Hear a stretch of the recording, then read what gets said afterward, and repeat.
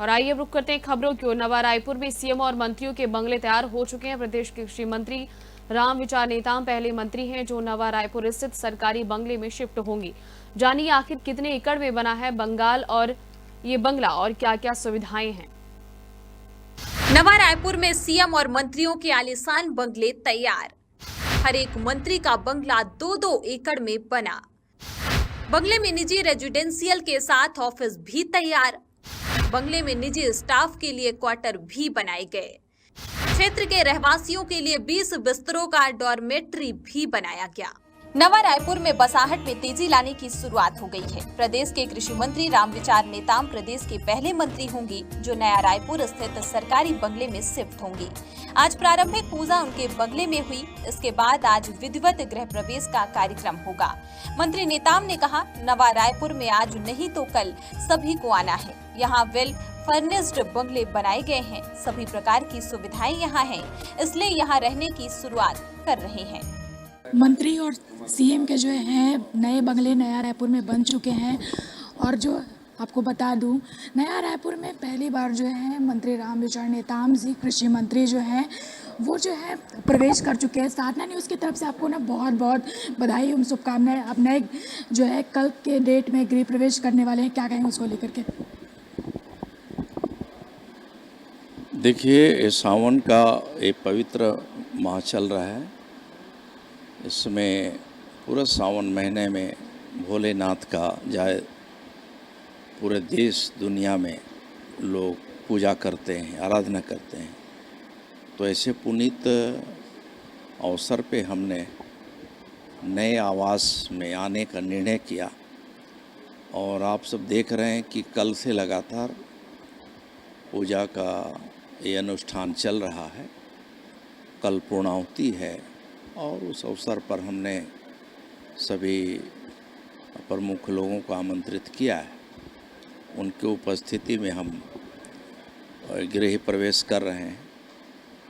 भोलेनाथ से, भगवान शंकर से ये प्रार्थना है कि यहाँ सुख, समृद्धि और शांति के साथ रहते हुए प्रदेश के विकास के लिए मेरे से जो भी योगदान हो सकता है हम इसमें पूरे निष्ठा के साथ उसे पूरा करेंगे।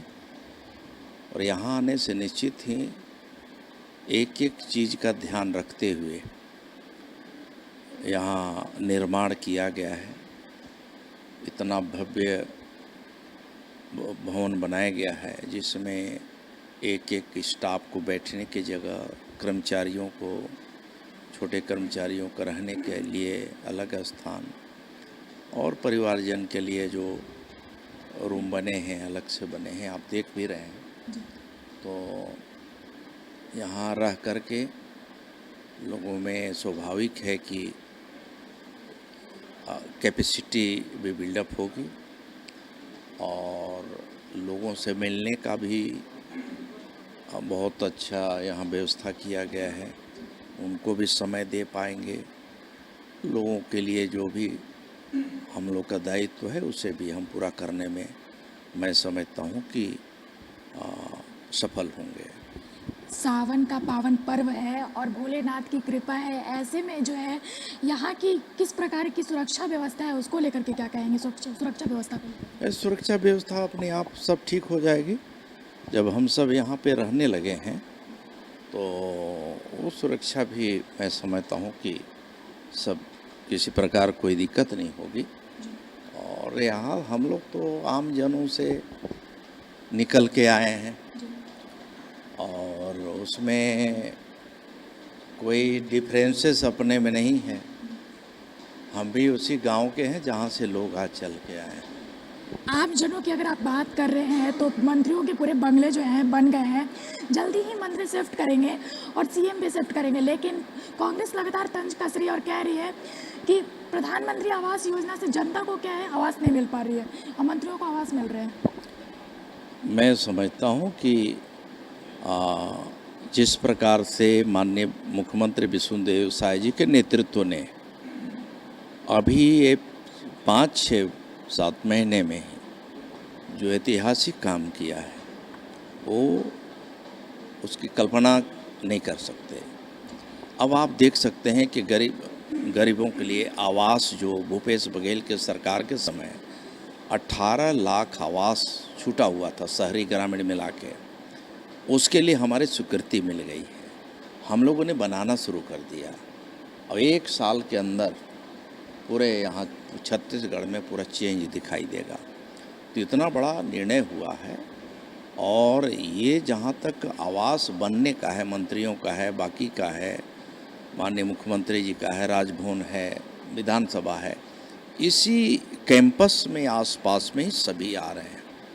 तो स्वाभाविक है कि एक तरफ हम आम जनों का, गरीबों का भी ध्यान रख रहे हैं, दूसरी तरफ गरीबों के लिए योजना बनाने के लिए माननीय मंत्रीगण और बाकी प्रशासनिक अधिकारियों के लिए भी एक अच्छा वातावरण में उन्हें रहने का भी एक आवास, सुसज्जित आवास भी रहे, जिससे कि किसी प्रकार उन्हें कोई तकलीफ़ें न हो और वहाँ रह कर के जनता के हित में एक अच्छी फैसला कर सकें, गरीबों के लिए योजना का संचालन कर सकें। इसके लिए ये सब बनाया गया है। तो उसका मैं समझता हूँ कि ये सुख के लिए नहीं बल्कि एक सेवा का मार्ग हम लोग चुन करके राजनीति में कदम रखे हैं और उसके हिसाब से हम सब काम कर रहे हैं। कल का दिन जो है काफ़ी शुभ देखा जा रहा है, क्योंकि कल जो है आप अपने परिवार के साथ घर में प्रवेश करेंगे।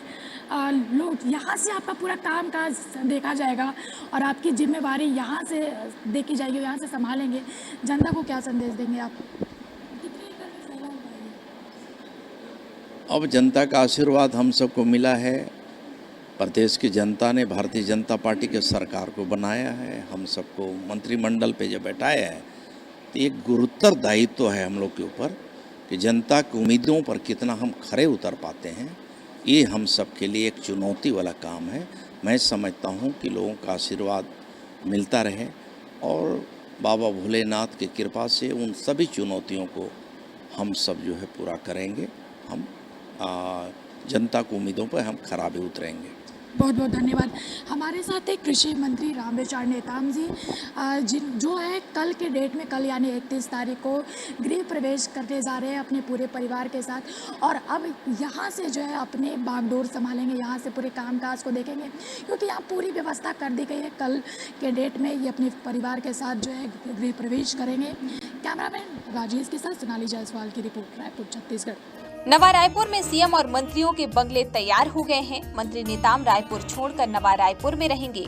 हालांकि उनका कहना है कि लोगों से मिलने के लिए रायपुर स्थित बीज निगम में उपलब्ध रहेंगे। उनका यह भी कहना है कि मुख्यमंत्री और बाकी मंत्री यहां रहने आएंगे तो नया रायपुर का और तेजी से विकास होगा। साधना न्यूज के लिए रायपुर से सोनाली जायसवाल की रिपोर्ट।